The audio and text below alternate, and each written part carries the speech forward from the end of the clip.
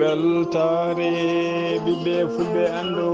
diine maɗa fedde heblo sukaɓe africa weltare tv takkusana yoni to babaɓe to juude to darto abdallah to hayre gollere to hayre law to hayre mbara to seeno busoɓe to ɓoggue to murtogal to beelil urguel ko on takkusan juula ha to galle ceerno abdourahmani dia to darila barka ha to galle makko peka 8 nokkete ko taari ɗum kala ene jeeya e garɗeɗi kabaruji men to leydi sénégal Macky Sall gonnoɗo président catala bitengal 4P woni pacte de Paris pour la planète et les peuples ko poste mo Emmanuel Macron hoolajo leydi France suɓino ardinimo kay gila kanko Macky Sall o umme jappere laamu o holliri tigui wonde o démissioni e on poste saabi ɗum noon ko yiddemo concentrade kay ko fate suɓgoji sarɗeji leydi sénégal ɗi woni tedde liste coalition mabɓe to leydi Mauritanie Mohamed Cheikh El Ghazouani yettima jamma asata hanki o toon to Hambourg tawe to leydi Allemagne to leydi Mali fama woni forces armées malienne ɓe kolliri tigui ɓe mbaɗi seɓɓitiɓe hewɓe ɓe duppiniɓe autoji mabɓe e matériel kewɗo toon to nokku biteɗo Tine Sekaw eto wiyete Tine Zawanet kedde Afrique ma en ketto musidɗo men Alassana Oumar Mbodj habaruji men joolam jaɓeri ma en jaa ha to leydi Palestine to leydi Liban to Nouvelle Zélande ha to leydi Ukraine bisimilla moon e ketki hotodirte joni piren pacciren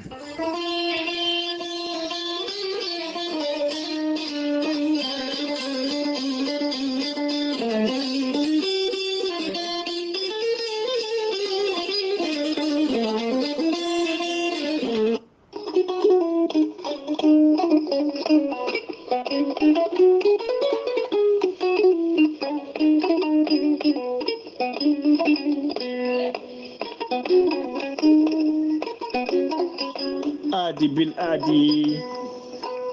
salade aadi ɓuuri fittude aadi ceerno Djiby Sy wi ko fittata aadi mo aadodire jayde weltare ɓiɓɓe fulɓe andu diine maɗa weltare TV ceerno Djiby Sy ko gando bindi laaɓaɗo leɗɗe jaadiɗo balwal danawal kala ceerno Djiby Sy ko laaɓɗo reedu malaɗo wune mo safra rafiji kewɗi ɗe jiida cirol ceerno Djiby Sy ne safra wonduɓe kista wonduɓe fibrom dogam sitte rewɓe ɗon koɓe sowade rewɓe dartoraɓe kala ceerno Djiby Sy ne jogui leɗɗe fannuji tati hen fannu goto ne safra fodde 1 rafi fannu goɗɗo ne safra fodde 19 rafi fannu tataɓo o ko kawis waddete koye gawri samme walla gawri suuna ene yaltina fodde 100 mboros ceerno Djiby Sy ene yawrane ɓen ustoraɓe goragu yawɓe yitade koye men e fiɗaɓe kala e on fannu ceerno Djiby Sy ne jogui leɗɗe wiyete ko muuɗa hirna ƴetta ɗum joni jiitɗa hoorema hano hannirta ni ceerno Djiby Sy ne andina dendagal kilineɓe mum to mbawɗa wonde no mbawɗa wonirde kala so tawi on pamodiri leɗɗe ma ne jettoma hano hannirta ni ceerno Djiby Sy ko bawɗo listihar ko indema inde nenema kalamtamo o haala ko wona nder ɓerde ma ha mbiya yoni ceerno Djiby Sy ne andina dendagal kilineɓe mum e oɗo saaha joni mo tawe to leydi Sénégal to Hammadi Hunare to galle biyeteɗo Samba Madani Talla galle Samba Madani Talla ko kañum woni chef de quartier legal biyetegal Jingue waɗɗani weedu wiyetendu ya Allah ceerno Djiby Sy jiɗɗo heɓdemo numéro makko téléphone to banggue WhatsApp ko numéro leydi Mauritanie mbatta ko 00 222 47 22 80 84 ceerno Djiby Sy ko bawɗo listihar ko indema inde nenema dokkatamo waɗanteɓe listihar so tawi ko leydi Sénégal ko temedde nayyi woni 2000 francs CFA so tawi ko leydi Mauritanie ko ujunere e goya ceerno Djiby Sy base mum takka haydi no golla hano hannirta ni so tawi a jokkodiri e makko ma hemmo hano hannirta ni yimɓe waɗanede listihar noon e yimɓe jokkodiri e ceerno Djiby Sy numéro makko Sénégal ko numéro Wave ko numéro Orange Money mbatta ko 00 221 78 128 35 98 ceerno Djiby Sy base mum to Nouakchott to legal netteke ne golla hano hannirta ni ene tawi ɗon miñi kone wiye ceerno Alassane Sy ceerno Alassane Sy numéro mum ko 32 62 04 99 ceerno Djiby Sy ko laaɓɗo reedu ko malaɗo wune mbadden danɗo faade ceerno Djiby Sy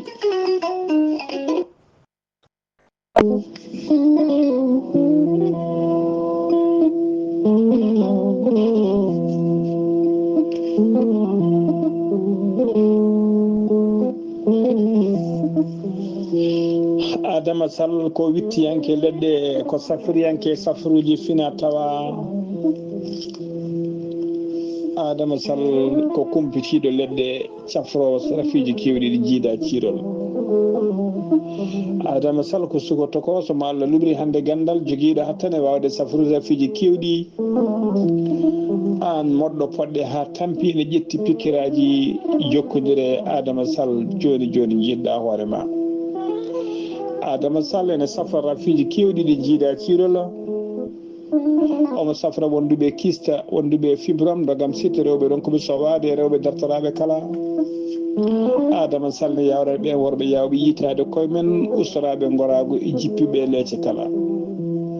omo jogui leɗɗe sa ƴetti leɗɗe ɗe joni joni rafima no fonno foof gorago ma arta ha no hannirta ni Adama Sall ko suka newiɗo nehiɗo kewɗo neydi jadinɗo e sirru Adama Sall ene jogui ko pharmacie mum ne tawe to Nouakchott legala bitengala 6e sara kappedda 6e sa ari ha sara kappet 6e waɗɗani préfecture mo 6e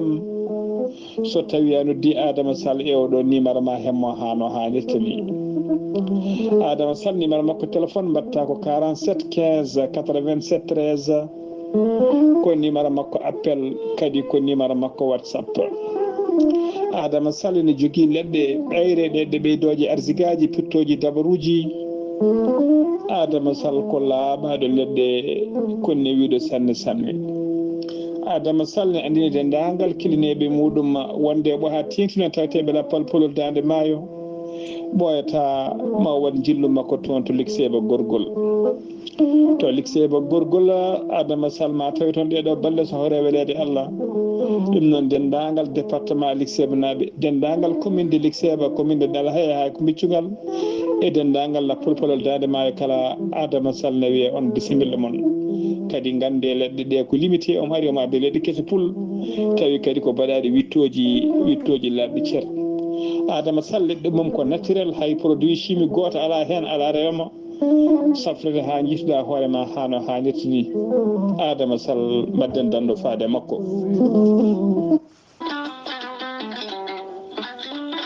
kawis e lekki gorelte ko haako moƴƴo iwru ko to kordinnoro gorelte ko kawis wonande ɓen jogiiɓe yoga e ñabbuji kolliti jiitima hen koye mumena gorelte ko haako sa itti ko jañireɗa a waɗi ndiyam ngulɗam aɗa yara aɗa yiito cellal ɓandu maɗa gorelte ko haako iwata koto kordinnoro ari ko wallude e safrude ha moni kala yiito hen hoore muɗuma gorelte an joguiɗo AVC cardiaque ƴiƴam dogata e ɗani mum ɓandu jaaɗoru ɓandu wuloru neɗɗo joguiɗo sukara cholesterol ha tenti kadi e on neɗɗo mo nangata taare kala gorelte ko kawis ɓolo tan woni e muɗuma sa jokkodiri e muma ma yiito hoore maɗa ha mbiya alhamdulillah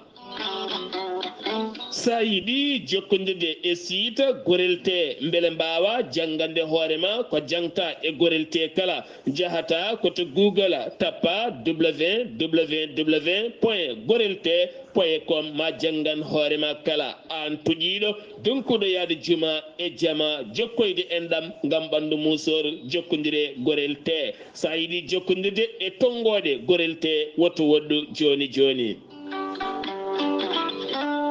so tawi gonda koto leydi Côte d'Ivoire jokkondirta koye Hamidou Ba 00 225 01 53 11 51 54 so tawi noon gonda koto Kidira e kotari ɗum kala jokkondirta koye galle ceerno Habous Diallo 77 554 75 54 so tawi noon gonda koto Dagana jokkondirta koye Mamadou Nassirou 77 942 11 12 so tawi noon gonda koto Diourbel jokkondirta koye Bulli Guissé walla mbiya Abdoullahi Guissé 78 690 03 03 37 so tawi noon gonda koto Juude Guriki jokkondirta koye Gueddasi 77 267 16 66 so tawi noon gonda koto leydi France jokkondirta koye Harouna Ngayda 06 50 99 64 43 musidɓe tedduɓe gorelte e jeese men dañen hen jama. Kettode kaburuji mon e demgal pula Afrique, Asie, Europe, Amérique, Moyen-Orient, Océanie. Jam nyalle mon musidɓe tedduɓe eɗen gone e dewo jeegom lewru octobre hitande ujunnaji ɗiɗi e nogas e nayyi habaruji mon e demgal pular e sawte ko musidɗo mon sehil mon Ghali Abouba to karallagal ha mbawon yiide en to banggue nete ɓosoje ko meñi men sehil men Saydou Abouba hono mbirno gardini kabaruji men koto leydi Sénégal pudorɗena police nationale mo leydi Sénégal ina tawe kay sunare mawde no fewi jaltugol aduna l'adjudant biyetenoɗo Papa Serigne Diouf Papa Serigne Diouf non oɗo saha kala o wonno koye sippirde e rafi ministre de l'intérieur hono Jean Baptiste Tina woni jagogal kafinagal ko fati e gueɗe nder leydi e jaccinagol laamu o waɗi communiqué makko e nder communiqué noon hollirde en kay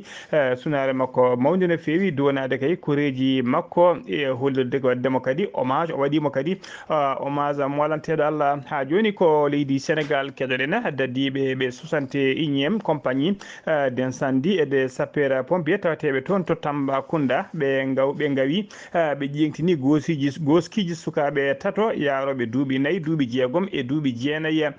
ɓen noon yolinoɓe taw ko yolinoɓe ɓurɗo famdude duuɓi o noon teskama tigui wonano karɗo cellal no fewi ene wondino e rafi hakkille hono no holiri jinnaɓe mum aseta hanki o ko sanga 18 heures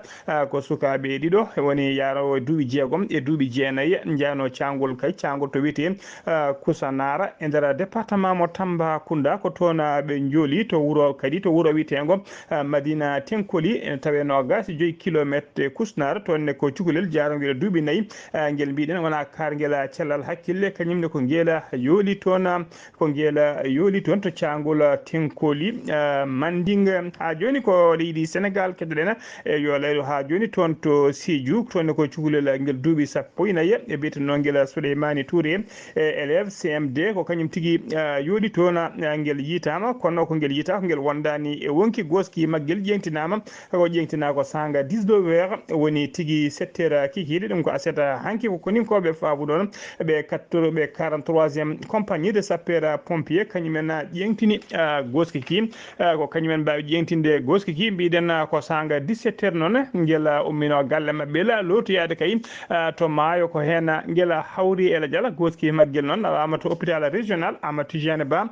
mo Sédhiou ha joni ko leydi Sénégal keɗoɗen to Rufisque ene teska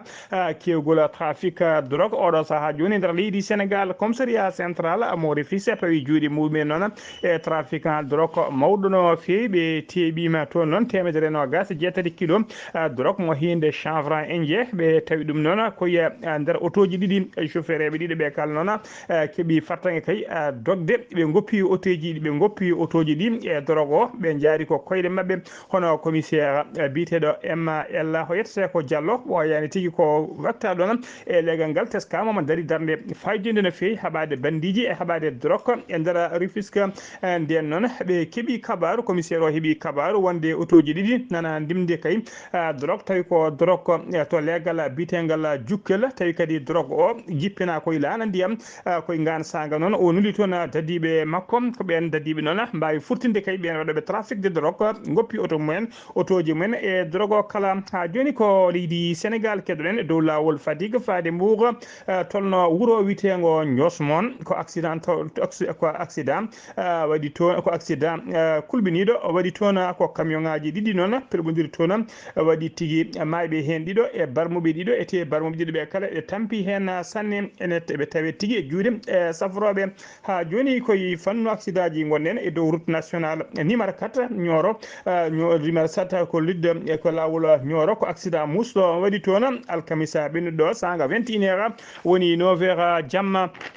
accident o noon wonno accident waɗi tigui mayɓe hen tato e barmuɓe tato ko auto particulier kañum felɓodiri e camion tolno wuuro witego Sanguila e dow route national numéro 4 lawol faade Nioro dirip sapeur pompier noon ɓe Kaolack notitima hen ko ɓuuri yawde yaccade kañumen tigui ƴetti mayɓe ɓe e barmuɓe kala ɓe nawi ɗumen to hôpital régional Elhadj Ibrahima Niass mo Kaolack gendarmerie udditi hen enquête muɗum ha joni ko leydi Sénégal keɗoɗen hono mbiruɗen gardini kabaruji men l'ex président woni mennoɗo wonde hoore leydi Sénégal Macky Sall o holliri tigui wonde o démissioni ha laaɓi e poste kay wonde envoyé spécial wonde tigui hoorejo catal bitengal 4P woni pewuji nayyi ɗin pewuji mumen woni envoyé spécial du président du comité de suivi des pactes de Paris pour la planète et pour le peuple addanimo woppude ngal ɗon cetal no gaddigo ngal ɗon cetal ko yidde kay concentrade suɓgoji sarɗiyeji leydi Sénégal taw ko tijjadi ñande 17 lewru novembre 2024 coalition mabɓe noon moɓe mbaddi PDS ko kanko Macky Sall waɗa tête de liste guila Macky Sall noon ummi tigui e jappere laamu Sénégal sehil makko Emmanuel Macron hoorejo leydi France suɓinoma ardinimo ngal ɗon cetal bitengal 4P ko ñande jeenayi lewru octobre no gonɗen ɗum ko nden tigui o waɗata officiel ko fati dépose démission ngol makko ha laaɓa ha joni habaruji men ɗemgal Pulaar sen ummima to leydi Sénégal koto leydi Mauritanie paaɗena gouverneur mo Gorgol o waɗi tigui visite aji makko de terrain tawi ko visite aji d' inspection ñande aljuma ɓennuɗo e nder kay haydi o yettima noon to école de formation professionnel e école primaire gonɗo tigui e mahede mo golle mum gasani taw jillu ngu noon koye mbadi heblanade kay ko fati udditgol école aji tijjaɗi altine janggo jeeɗiɗi lewru octobre 2024 tawi kadi ko année scolaire 2024 2025 école primaire école primaire gonɗo e golle gonɗe golle o noon o namdima ɗon kay o namdi kay ɗo e balɗe nogas yatoɗe en golle gasi ha laaɓi tawa kadi respecti norme gouverneur o noon ine wadduno jillu ngu o wadde jillu makko koye hakim woni préfet mo kay haydi wondude tigui e premier adjoint de région de Gorgol et directeur régional de l'éducation nationale wondude chef de service e autorité ji administrative uji e militaire uji kewɗi ha joni ko leydi Mauritanie keɗoɗen jeeɗa ha to Zouérat gouverneur mo 3e mour waɗi supervisé cérémonie dokkirgol matériel tawi tigui ko déchangé e équipement de nettoyage woni équipement ji pittirteɗi wuuro ɗum noon tawi ko wuuro Zouérat ngo ummorade cetala woni ONG biteɗo fondation Sinim mo rokki mairie de Zouérat cérémonie o waɗi ko guila gal ñande alkamisa ɓennuɗo maire par intérim o Zouérat hon o holliri hen weltare makko mawde no fewi o duunima o jarni o yetti fondation Sinima e ngal ɗo ballal paydigal no fewi ballal ngal noon ballal fondation Sinim noon fayi mbiɗen koye mairie de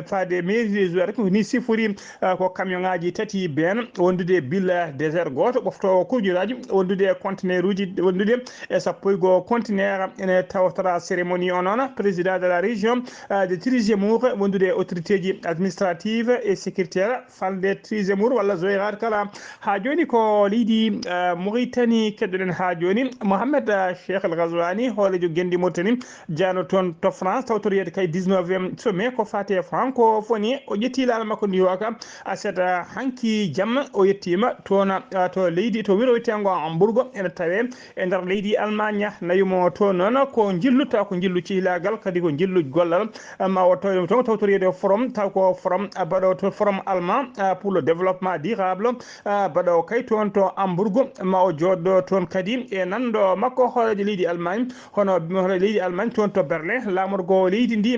nden Mohamed Cheikh El Ghazouani yettima to bowal diwaji international ngal Hamburgo toon to Allemagne o tawino ari jabbade mo non maire mo Hamburgo wondude coordinateur forum o e ambassadeur jodini leydi Mauritanie toon to Allemagne e gollidi mum hewbe gollotobe toon to ambassade leydi Mauritanie toon to Allemagne ha joni ko leydi Mauritanie kedden Mohamed Ibrahima Sidi Ahmed ko professeur janginannodo collège to Nema barnodo der galle mum ken wona joni balde sappo gila o wara non goskiki wonno tigi ko juude laamu e mbaadi enquête laamu ngu noon tottiti goskiki laamu ngu tottiti goskiki kay koreji makko subaka aseta hankio tawi ayde rapport goto wonda rapport médical goto ala ko wondi hen haydara kadi ala ko be mbibe e ko fati wargo ngo e hono holliri kay avocat mabbe bitedo Sidi Mokhtar Sidi o wi haydara kay ala laamu ngu kay ko wiibe be kebi tan goskiki tan be kebi ko goskiki tan be juuliki be caggal dum be mbirno yimo ko baara siftinde on noon o waranno ko nder galle makko to Nema gilñande nogas jeegom lewru septembre nde warande kadi enquête o ɓe tawi ɗon laaɓi kiwo wardaki ha joni ko leydi Mauritanie keddoɗen jagorgal leydi Mauritanie kalfinaɗo ko fate jangde e réforme de systéme de l'éducation biteɗo Houda Bintou Baba o holliri tigui wonde feere ƴettama e nden feere noon tawi tigui jeeya koye réforme éducatif leydi ndi nden feere noon ko fewjude kay jeenari wonande kay ɓen jangguinoɓe kala jangguinoɓe kay ɓurɓe teskere ɓurɓe mantinade kay ko fati moƴƴingol golle mumen ɗum noon wona tigui wiyete prime d'encouragement des enseignants exceptionnels ɗum noon fuɗɗoto tigui koye hitade année scolaire wonande nde 2024 2025 fuɗɗotode janggo 7 octobre 2024 o holliri tawi koye o holliri ɗum noon hollira ɗum koye hello mabɓe Facebook ɓe kolliri kadi wonde e budget ko fati budget jangde hitade hikka de ittama hen o itti hen o joñi hen fodde temedde 250 million taw ko halis uggoya ɗina million ngaji noon ko wonande kay kala kay e mayɗi hitande ɓen jangguinoɓe ɓurɓe teskede kay moƴƴinde e garɗinde jangde mumen golle mumen ma mbaw hebde tigui ndiɗon jeenari ha joni habaruji men demgal Pulaar sen ummima to leydi Mauritanie koto leydi Mali paaɗen koninkoɓe leydi Mali ɓe kolliri tigui nana jokki darde men kay habtade seɓɓitiɗe to mbawi wonde kala e nder jokkude leydi he kala koye ndina mbadi noon ɓe kolliri tigui wonde ɓe coyninoma ɓe coyninoma kay doggol autoji woni convoi tawi ko seɓɓitiɓe on colonne noon taw ko autoji ɗi wonno ko pick-up goto wondude e camion e rimdi munition woni tigui kaɓirɗe kewɗe no fewi wondude e carburant tawi kadi ne jolni seɓɓitiɓe ha heewi ko ɗon noon laaɗa mabɓe diwoje mbeyi e oɗon convoi ɓe joore mabɓe pettoje e bomboje ɓe mbari seɓɓitiɓe hewɓe no fewi ɓe bonnini kadi matériel o kala ɓe duppi ɗuma matériel o kala ɓe duppi ɗuma honono holliri kay rapport mabɓe ɓe kolliri ɗum waɗi ko aljuma 4 lewru octobre 2024 e nder fande to nokku biyeteɗo Tine Sako e to nokku biyeteɗo Tine Zawatena ene tawe e nder région de Kidal ha joni ko leydi Mali keddoɗen le grami Alwad mo Ali Farka Touré gujjonoɗo kay nder galle makko on grami noon waɗi ndin jeenade gujjonoɗi ɗon yitama ko famille makko noon holliri ɗum aseɗa hanki joyi lewru octobre wonde kay ɓe jiiti ɗuma oɗo noon grawi arwara koye trophée ji tati ɗi Ali Farka Touré hebno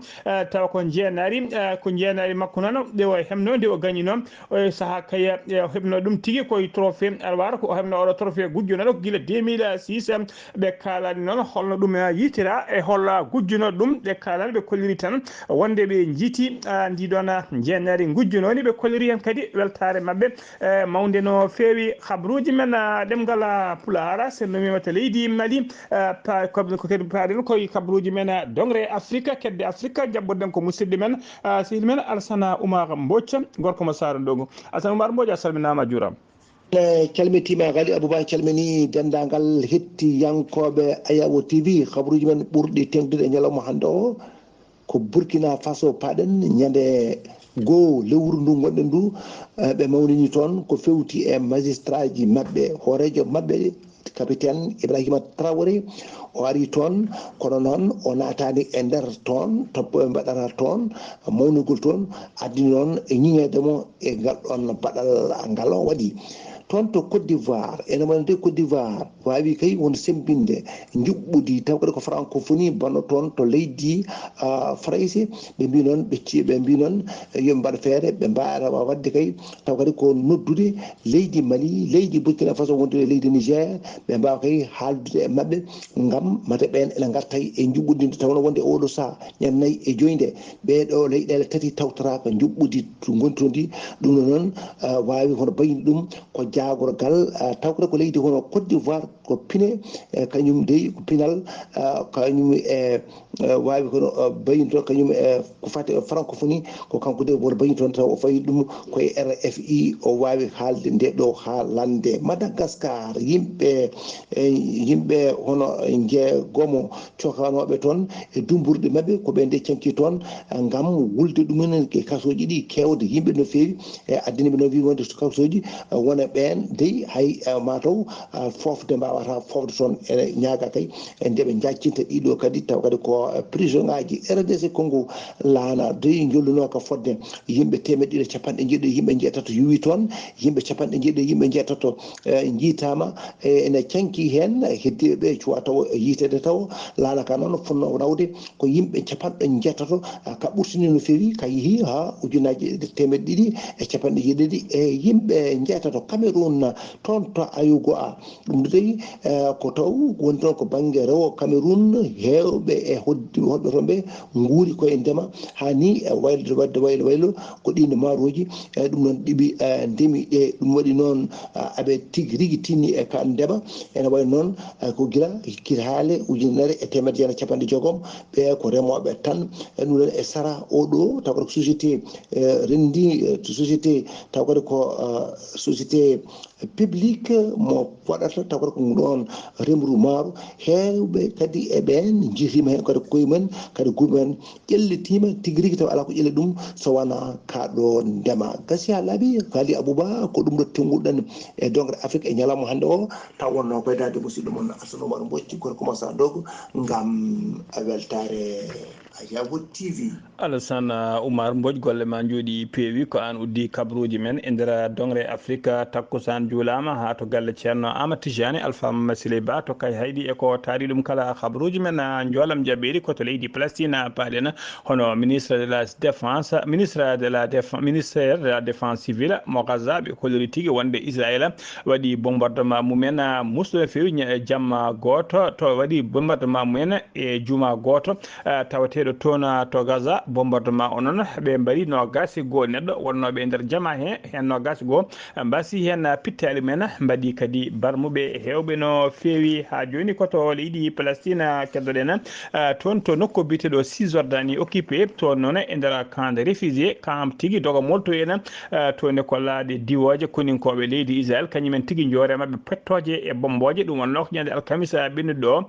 to nokku biteɗo Tul Karem e nder Cisjordanie occupé bombardement onon toon waɗi 12 neɗɗo wasɓe hen pittali men fedde gota ko windere nde loni holliri hen mette mum mawɗo no fewi saabu kay camp réfugié hôpital uji e jamaji kala potani waɗede bombardement Palestine noon holliri laamu Palestine noon ɓe kolliri wonde kay ko 17 neɗɗo maayi hen tawi foof kadi ko yitaɓe e less huɓere bombardade nde nden huɓere noon ko étage 3 niveau kañum tigui bombardata hande wondi tigui hande moññi e leydi mayɓe ɓe kala ko nder leydi goni tigui ko ubbita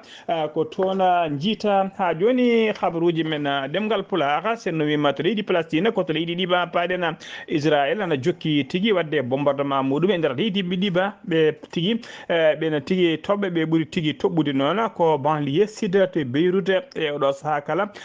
oɗo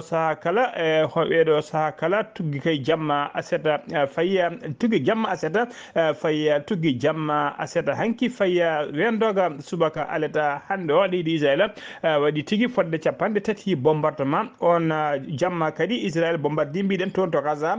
bombardi toon juma goto waɗi nogas go neɗɗo wasɓe hen pittali men Antonio Guterres